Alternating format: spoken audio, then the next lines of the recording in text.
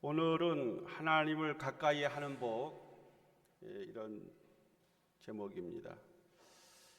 오늘 우리가 다 읽지는 않았지만은 뒷부분 중요한 부분을 읽었습니다. 이 시편 73편은 말이죠, 아삽의 시죠. 대부분이 이 다윗의 시에 비하여 이 아삽이라는 사람도 시를 몇 편 썼는데, 이 아삽은 다윗 왕 시대에 찬양 대장이었습니다. 그래서 그는 시와 또 음악을 통해서 하나님께 영광을 돌렸는데요. 오늘 그 후미에 아주 중요한 말씀을 하고 있습니다. 주를 멀리하는 자는 망할 것입니다. 나의 복은 하나님을 가까이 하는 것입니다. 주 여호와는 나의 피난처이십니다. 주께서 하신 모든 일을 내가 전파하겠습니다. 이러한 그 말씀으로 결론을 맺고 있어요. 이 시편의 기자의 고민이 있습니다. 그것은 악인의 형통에 관한 문제이죠. 이 악인은 법과 도덕을 무시하는 사람들입니다. 아울러 하나님을 떠난 사람입니다. 이 악인의 특징이 무엇입니까? 악인들의 특징이 있어요. 다 그런 건 아닐지라도 이 악인들은 살면서 그 흔한 병에 한 번 걸리지 않습니다. 죽을 때에도 고통 없이 편히 죽습니다. 부와 힘을 권력으로 삼아 사람을 무시합니다. 또 재산도 늘어가죠. 평소에 악담과 폭언을 일삼습니다. 심지어 하나님을 대적하는 말도 서슴지 않습니다. 이에 대해서 이 시인은 넘어질 뻔했어요. 왜냐하면 이 악인의 형통과 하나님의 선하심 사이에서 그는 비틀거립니다.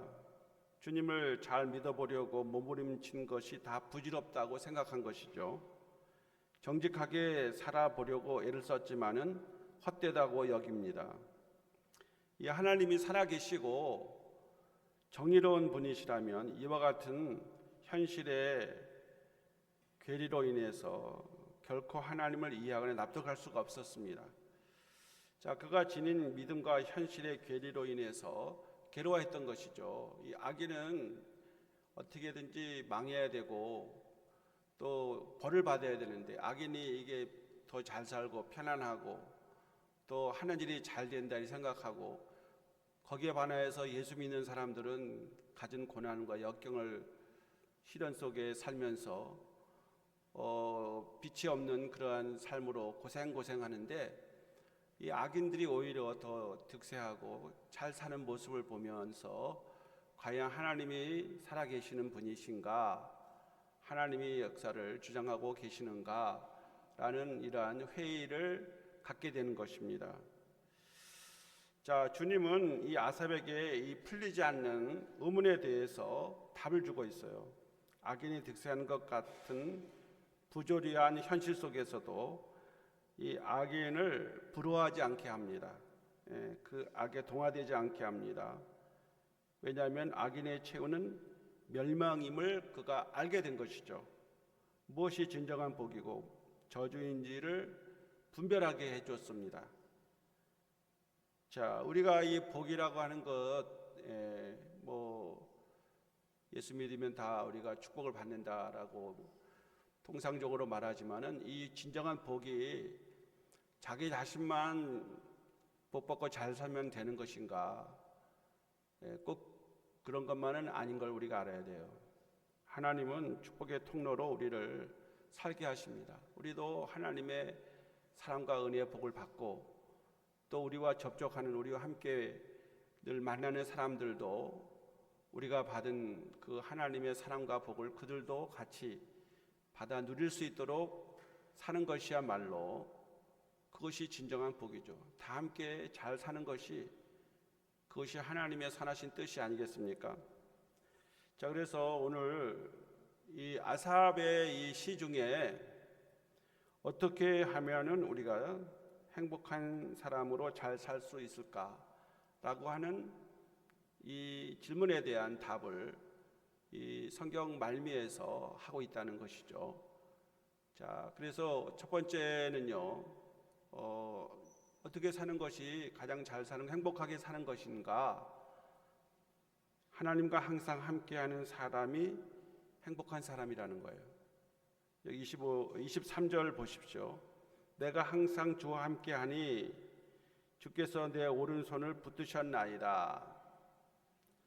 자, 하나님께서 나의 오른손을 붙들어주는 사람은 행복한 사람이에요.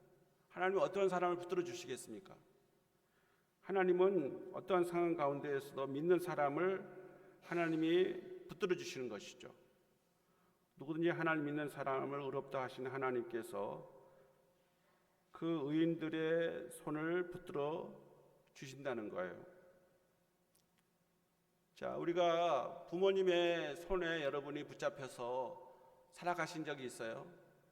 아마 어렸을 때는 부모님들이 아이의 손을 잡아요. 왜냐하면 자꾸만 넘어지고, 또 아이들이 막 가서는 안 되는 곳으로 막 뛰어가고, 위험한 그 찻길에서 그냥 모르고 그냥 찻길로 달려가면은 부모가 가만히 놔뒀다가는 큰일 나잖아요. 그래서 부모들은 어디 갈 때 아이들을 잡고 가는 게 가장 좋습니다. 그래서 아이들을 잘못하면 잊어버리잖아요. 잊어버린 다음에 찾으려면 얼마나 고생이 됩니까? 그리고 잃어버린 아이 못 찾는 사람도 많이 있어요.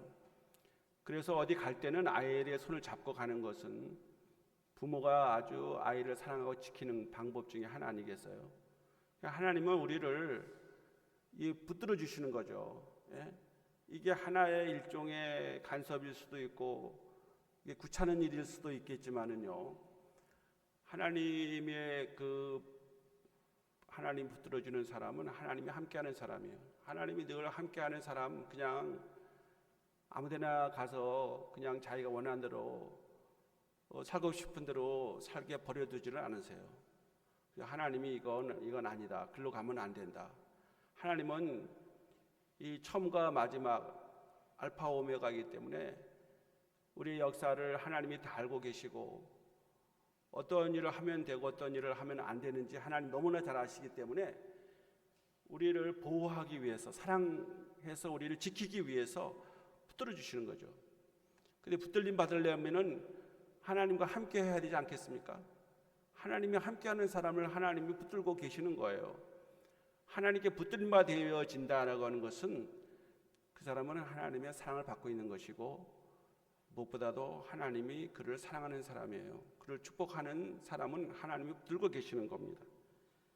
우리가 하나님 앞에서 어떠한 상황 가운데 있든지 우리는 하나님께 붙들림 받아야 되는데, 하나님께서는 의인을 현세에서 형통하게 살게끔 하나님은 늘 함께해 주시는데, 그래서 오늘 우리가 잘 살고 못 사느냐가 중요한 것이 아니라 하나님께 붙들림 받아서 하나님과 함께 살고 있느냐, 이것이 관건이에요. 자, 여러분은 하나님과 함께 살고 계십니까? 하나님과 함께하는 것처럼 행복한 것이 없습니다. 그래서 25절에 고백하고 있어요. 하늘에서는 주 외에 누가 내게 있으리요, 땅에서는 주밖에 내가 사모할 리 없나이다. 오늘 여기 찬송과 똑같은 거죠. 오늘 찬송 94장을 불렀는데 그 찬송과 같이요, 하늘에서는 주 외에 누가 내게 있으리요, 땅에서는 주밖에 내가 사모할 리 없나이다. 이러한 사람은 하나님이 붙들어주는 사람이에요. 우리가 잘 아는 이 프란시스 기도가 있지 않습니까? 주여 나를 평화의 도구로 써주소서. 위로받기보다는 위로하고, 이해받기보다는 이해하고, 사랑받기보다는 사랑하고, 주는 것 속에서 얻게 하시며, 용서하는 것 속에서 용서받으며, 죽는 것을 통해 영생을 얻게 하소서. 이 시는 아시스의 프란시스라는 사람이 이제 지은 건데, 이분이 1182년에 태어났어요. 어머니는 프랑스 사람이고 아버지는 이태리 사람인데, 어머니가 이 아들을 낳고 아들을 제대로 낳지를 못했어요. 난산하니까 어떠한 수녀가 한 사람이 이 난산하게 되면은 잘못하면 저거 하니까 예수님처럼 마국간에 가서 애를 낳으라고 그러더라고. 그래서 엄마가 이 마호관에 가서 이 프란시스를 낳았어요. 겨우 낳았어요. 그래가지고 이 프란시스라는 이름이 전 무슨 뜻이 뭐라는데, 너는 프랑스 사람이다 라는 말이래요. 이태리에서 낳지만 넌 프랑스 사람이다. 그래서 이제 이태리 사람 프란체스코라고도 이렇게 하는데, 프란시스는 프랑스 사람이라는 거죠. 이 사람이 아버지가 굉장히 부자였는데, 포목 장사 부자였는데, 그 아버지의 그 포목을 이제 좀 아버지 허락 없이 갖다가 팔아가지고 그 교회당 수리에 써버렸어요. 근데 이 아버지가 화가 난 거죠. 그 예배당이 막 퇴락해가지고 거기 가서 기도하고 있었는데, 하나님의 음성이 이 예배당을 좀 수리하면 안 되겠냐고 하니까, 그 아버지가 부자인지라 아버지 재산을 털어가지고 성전을 수리를 해줬어요. 그러니까 아버지가 화가 났습니다. 야, 너하고 나는 이제는 끝이다. 그래서 그 아버지에게 모든 그 재산을 다 받지 않는다는 표시로 의복까지 다 벗어주고요. 그리고 알몸으로 이 사람이 이제 아버지와 결별을 했죠. 그래서 아버지를 떠났습니다. 그래서 이제 거지처럼 살았어요. 그래서 그를 따르는 사람들과 그 형제들의 모임이라는 모임을 만들어서 1208년에 이노센트 3세에게 가가지고 우리의 이 모임을 허락해달라고 하니까, 이노센트 3세 교황이 너는 거지들 같은데, 너 거지들 같은 너희들은 대지에 가서 설교하고 오면은 내가 인정해 주겠다고 하니까, 그 개들의 그 돼지우리에 들어가서 하루 동안 거기서 살면서 돼지들에게 설교를 하고 왔어요. 그리고 이노센트 3세가 교황이 너희들 형제들의 모임을 허락하노라, 허락을 받았습니다. 그래가지고 이 사람이 청빈 그 모토로 해서 이제 수도회를 만들었는데, 많은 제자가 이제 따랐죠. 그 아시스의 이 프란시스가 마지막 그 44세에 40일 금식 기도를 했는데, 주님이 찾아오셔서 무엇을 원하느냐는 질문을 했어요. 그때 저는 주님 한 분만으로 만족합니다 라고 말했습니다. 그 후에 그는 두 손바닥과 두 발 옆구리에 상처가 생겨서 추레를 흘렸습니다. 그는 마치 예수님의 십자가의 상흔인 그 성흔, 그 스티그마의 흔적을 가졌어요. 그 5군데 상처가 피가 나오면서 치료가 되지 않아서 그는 결국 44세 일기로 1226년에 세상을 떠났습니다. 문제는 뭐냐면, 이 사람이 떠난 50년 후에 이 프란시스의 수도회가 1만 개가 생겨서 그 중세에 부패한 그 카톨릭을 그나마 마지막까지 지탱하게 만든 사람이 누구냐? 이 프란시스라는 거예요. 그 거지의 그 수도회를 만들어서 하나님의 말씀대로 그 모든 것을 비우고 예수님을 따랐기 때문에, 그것이 그 부패한 중세 교회를 마지막까지 지탱해서 한 300년을 지탱하게 만들었다 그래요. 자, 여러분, 이 프란시스는 참으로 예수님을 가장 많이 닮은 모습으로 살았다, 이렇게 후세 사람들이 그렇게 한마디로 평합니다. 이것은 무엇을 말하죠? 여러분, 우리는 우리 스스로의 무지함을 인정해야 됩니다. 그리고 주님의 오른손으로 우리를 붙잡혀지는 삶을 살기를 소망해야 될 것입니다.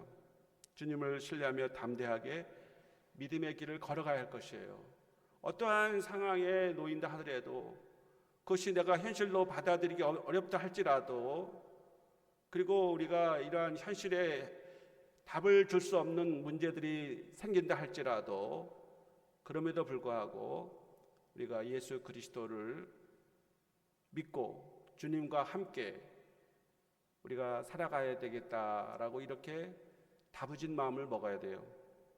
그러면 우리 주님께서 우리를 붙들어 주시는 힘으로 주님과 함께 살게 될 것입니다. 그것이 믿음이죠. 믿음이라고 하는 것, 뭐 눈으로 보이는 것도 아니고, 우리가 스스로 믿음이 있다라고 외친다 해서 그것이 믿음이라고 말할 수도 없는 모호한 것이 믿음이 아닙니까? 그러나 주님과 함께 살겠다라고 항상 어디든지 주님과 함께 가겠다라고 그렇게 여러분이 생각하고 행동한다라고 하면은 주님께서 우리를 사랑하셔서 붙들고 계시고요. 그 붙드는 사람은 어떠한 현실의 삶 속에서라도 주님은 우리를 지켜주시고 사랑하시고 보호하시기 때문에 우리가 넉넉히 승리하며 나갈 수가 있습니다. 사랑하는 성도 여러분, 우리가 주님과 함께 믿음으로 승리하는 삶을 살기 위해서 어떠한 상황에서라도 주님과 동행하는 복된 삶을 여러분과 제가 살아갈 수 있기를 간절히 소망합니다. 이 주님을 가까이 하는 사람이 행복한 사람입니다. 여러분, 아까는 주님과 함께하는 사람이지만은 또 다른 표현으로는 주님을 가까이 하는 사람이 행복한 사람이라는 것이죠. 28절을 보세요. 28절 다 같이 한번 읽어보겠습니다.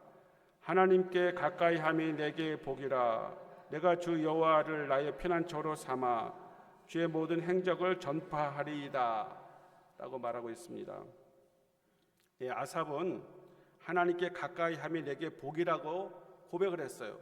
자, 여기서 가까이라고 하는 이 말은요, 사람과 사람 사이의 관계의 친밀함을 말하는 거예요.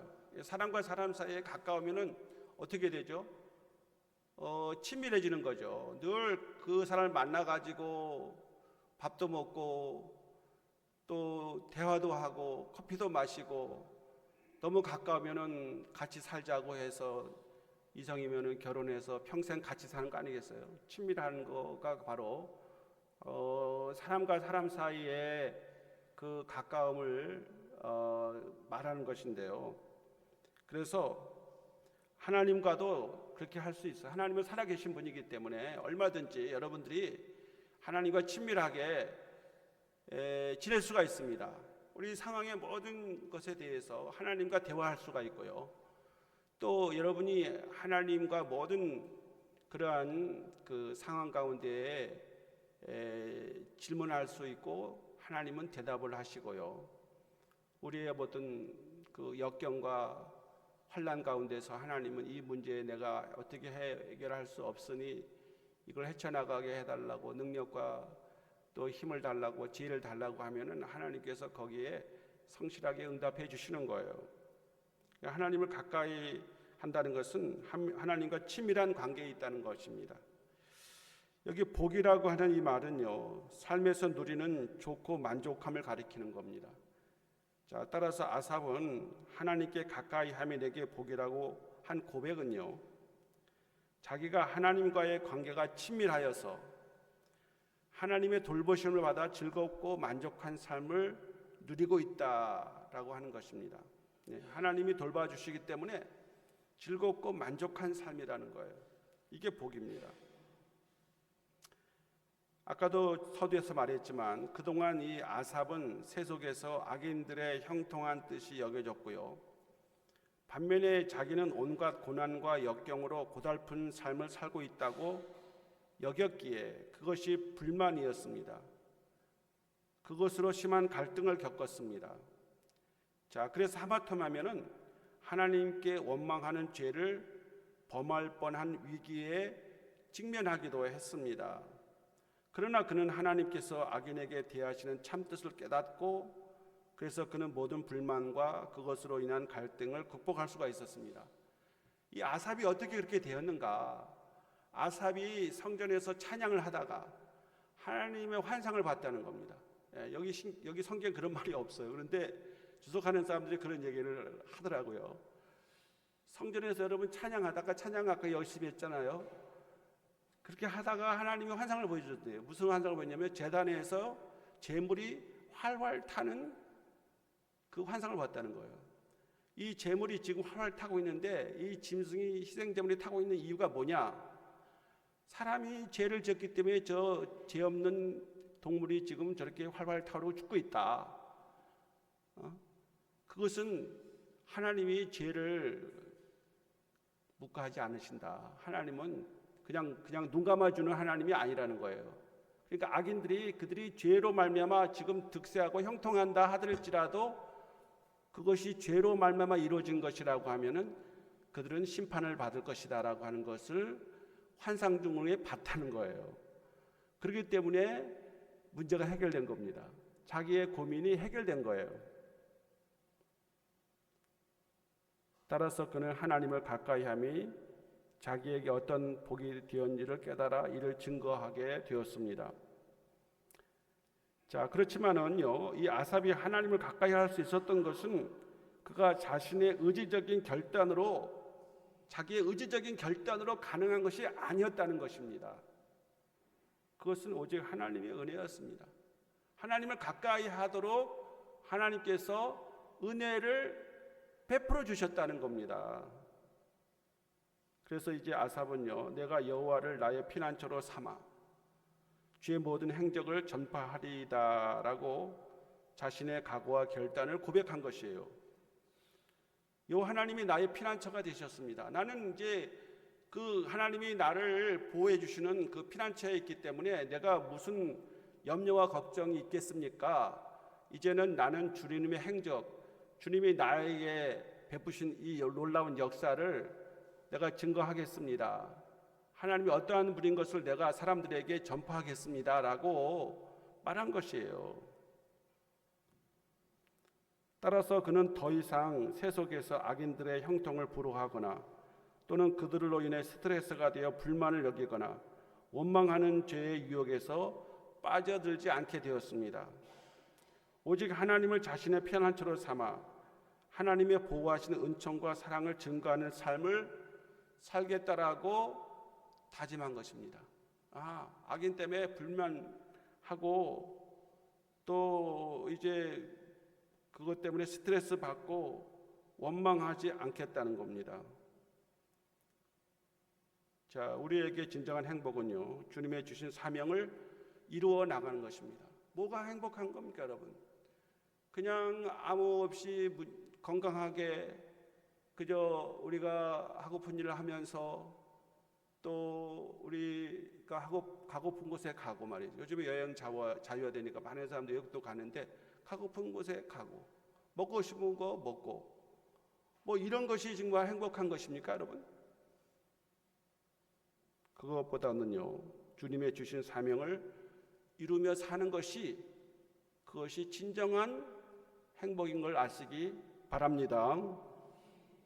눈에 보이는 돈과 명예와 권력을 소유했을 때가 진정한 행복이 아니라는 겁니다. 물론 세상에 주는 물리적인 복도 필요할 때가 많습니다. 하지만 세상에서 가장 큰 복은 인생의 구원자이신 예수님을 영접함으로써 하나님의 자녀가 되는 복입니다. 예수님을 영접하면 하나님의 자녀로 태어나기 때문에 이것은 영적인 축복이에요. 이 영적인 축복을 받은 다음에 그 다음에 우리 하나님께서 그냥 우리를 버려두지 아니하시고 너는 이것을 위해서 살라라고 하는 우리의 사명이 있습니다. 우리 하나님께서 나에게 맡겨주신 하나님의 일이 있어요. 그것을 하면서 사는 것이야말로 하나님이 우리와 함께 하시는 것이고 그것으로 인해서 하나님을 가까이 하게 되는 것입니다. 하나님이 주신 사명을 그것을 이루기 위해서 우리가 하나님이 여러 가지 우리에게 은사도 주시고 많은 선물도 주십니다. 재물도 많이 맡겨주시고 우리에게 여러 가지 기회도 주십니다. 그러나 우리는 그것을 나 자신을 위한 것으로만 써서는 안 됩니다. 주님이 주신 좋은 은사와 기회를 활용해서 복음을 전하는 삶을 살아서 다른 사람들을 주님의 길로 인도해야 되고 그들을 구원받게 해야 할 것입니다. 마태복음 28장 19절 20절 그러므로 너희는 가서 모든 민족을 제자로 삼아 아버지 아들과 성령의 이름으로 세례를 베풀고 내가 너에게 분부한 모든 것을 가르쳐 지키게 하라. 볼지어다 내가 세상 끝날까지 너희와 항상 함께 있으리라 하시니라. 세상 끝날까지 하나님께서 함께 하시는 사람 누구입니까? 그는 복음을 위해서 사는 사람이에요. 가서 어디든지 너를 필요로 하는 곳에 가서 또 주님의 제자로 살면서 그리고 그들로 하여금 세례받게 해서 하나님의 자녀가 되게 하고 주님이 그에게 명하신 모든 말씀을 지켜서 하나님의 자녀로 살아가게 만들라. 그것이 바로 사명인 것입니다. 우리 모든 성도들에게 예수님이 최고로 하신 명령이기 때문에 이것은 모든 우리 성도들이 지켜야 할 공통적인 사명이에요. 그것을 우리가 이 땅에서 이루어 나가면 예수님이 세상 끝날까지 우리와 항상 함께 있게 해 주신다는 것입니다. 할렐루야. 만약 어떤 사람이 우리에게 묻습니다. 목사님, 우리가 선교하고 전도해야 할 이유가 무엇이라고 봅니까? 이렇게 물어요. 그러면 주저없이 사랑 때문이라고 우리는 대답해야 할 것입니다. 첫째는 하나님을 사랑하는 것이며, 둘째는 하나님이 나에게 붙여주신 사람들의 영혼을 진심으로 사랑하는 것이라는 겁니다. 사랑하기 때문에 전도하라는 거예요. 전도의 목적은 나중에 상급을 많이 받기 위함도 아니고 전도하는 일을 통해서 구원을 얻기 위함도 더더욱이 아닙니다. 우리 기독교는 결코 공로주의가 아닙니다. 오직 사랑 때문입니다. 주님을 사랑하기에 복음을 전하고 이웃의 영혼을 사랑하기에 그 좋은 천국에 나만 혼자 갈 수 없어서 함께 그들과 더불어 하나님의 나라 천국에도 가는 것입니다. 우리 모두는 주님께 십자가의 사랑의 빚을 진 사람입니다. 그러기에 우리는 자기가 이 사랑의 빚을 졌기 때문에 이 사랑은 사랑함으로써 그 사랑은 전도로 나타나는 것이고 전도는 나의 사명이고 내가 이 땅에서 해야 할 가장 중요한 일입니다. 내 가정을 부양하기 위한 직업도 있어야 되고 소중하지만은 그것보다 더 앞서야 될 것은 예수님의 우리에게 주신 명령, 우리에게 너는 가서 모든 민족으로 제자로 삼아 아버지, 아들과 성령의 세례를 베풀고 내가 너에게 분부한 모든 것을 가르쳐 지키게 하라고 하신 이 사명이야말로 이것은 우리 여러 성도들이 여러분이 어떤 선교사가 아니고 여러분이 목회자가 아니고 어떤 전도하는 사람이 아니라 할지라도 이것은 우리 크리스찬이라고 하면은 마땅히 이 사명을 우리가 나의 것으로 알고 이 사명을 이루기 위해서 우리는 할 수 있는 일을 다 해야 할 것입니다. 무엇보다도 사랑함으로써 그 죽어가는 영혼을 그냥 버려둘 수 없어서 그 영혼을 사랑하기 위해서 우리는 그를 구원해야 할 것입니다. 오늘 우리는 주님을 가까이 하는 것이 복이라고 했습니다. 주님을 가까이 하는 것은 주님께서 나를 붙들어 주시는 것이고 주님과 동행하는 것인데 주님을 가까이 함으로써 우리가 하나님의 사랑을 받고 보호하심을 받고 주님이 우리의 피난처 되심으로 말미암아 우리 주님께서 우리에게 맡겨주신 사명을 이 땅에서 온전히 이루어가는 이러한 사명에 살아갈 때에 주님이 함께 하시는 복을 누리는 우리 모든 성도들 함께 되시기를 바랍니다. 하나님 아버지 감사합니다. 오늘도 주께서 우리에게 이와 같이 하나님을 가까이 하는 것이 복이라고 했사옵고 주님이 그래서 나의 피난처이기 때문에 나는 염려가 없어서 모든 주님의 행적을 전파한다고 했습니다. 주님이 나를 권하시고 사랑하시고 나의 피난처가 되시는 것을 모든 사람들에게 증거하는 이러한 사명에 살아갈 수 있도록 저희 한 사람 한 사람에게 함께하여 주시옵소서. 예수 그리스도의 이름으로 기도하옵나이다. 아멘. 찬송가 430장을 부르며 봉헌합니다.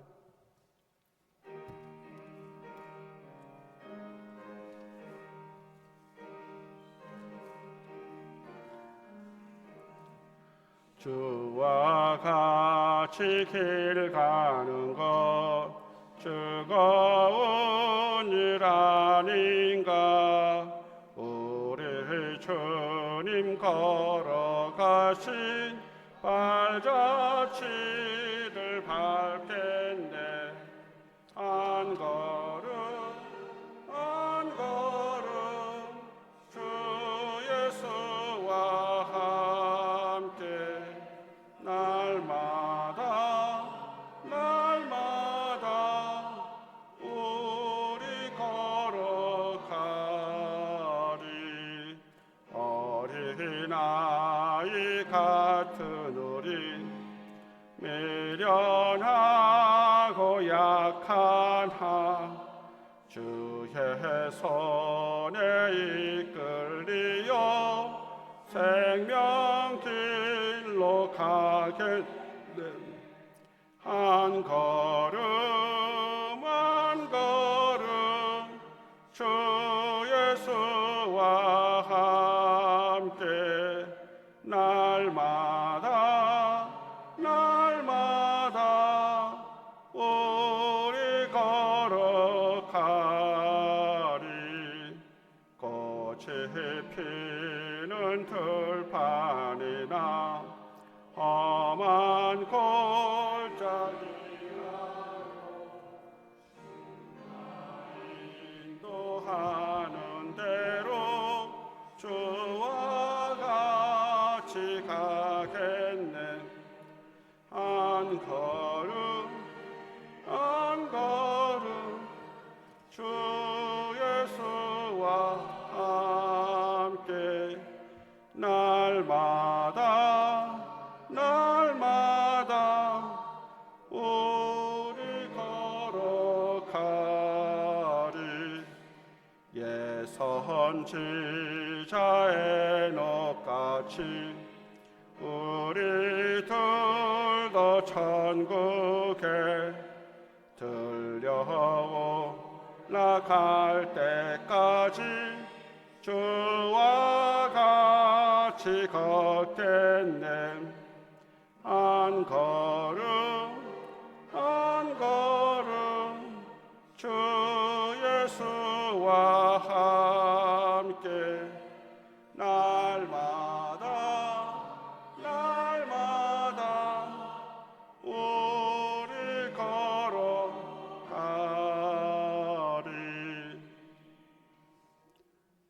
은혜와 사랑이 풍성하신 하나님, 거룩한 주일에 저희 옷깃을 여미고 가장 겸손한 마음으로 성전에 올라왔습니다. 세상에서 거칠었던 마음을 가다듬고 영과 진리로 예배를 드리게 하시니 진정 감사합니다. 오늘도 이 시간 정성껏 감사 예물을 드리오니 기쁘게 받으시고 하늘 곳간에 쌓아주시며 이 예물이 부활의 기쁜 소식을 세계 열방에 전하는 복음의 씨앗이 되어 생명을 살리는 귀한 은혜가 있게 하시옵소서. 하나님 아버지, 이 시간 영혼이 강건케 되기를 소원합니다. 하나님께 내게 주신 모든 능력을 다시 회복하기 원합니다. 아브라함에게 복을 주신 것처럼 우리의 양육간의 신령한 복과 땅의 원천의 복을 더하여 주시옵소서. 주신 은혜와 복을 이웃에게 나누어주는 사명으로 살아가게 하시옵소서. 사랑하는 성도들의 삶의 지경을 넓혀주시고 빛과 소금의 사명을 다하여 평화를 만들어가는 사람들이 되게 하여 주시옵소서. 연약한 성도들이 있습니다. 사랑하여 주시고 치유해 주시옵소서. 폐렴으로 고생하는 최영우 어린이, 또 늘 폐질환으로 고생하시는 양순자 집사님, 또 치과 치료를 받기 위해 나가 있는 김순재 집사님, 또 허리에 통증으로 늘 고생하시는 박병렬 권사님과 그리고 장 수술 받은 이혜자님을 주여 십자가에 피면서 안수해 주시고 속히 회복시켜 주시옵소서. 우리 한반도의 평화적 통일의 날이 오게 하사 주님, 북한의 형제들도 다시 무너진 교회를 세우게 하시고 기쁘게 예배하며 찬양하는 날을 허락하여 주시옵소서. 차별금지법으로 인해 극동방송국이 재판 중에 있사오니 승소하여서 폐기된 은혜를 내려 주시옵소서. 감사드리옵고 예수 그리스도의 이름으로 기도하옵나이다. 아멘.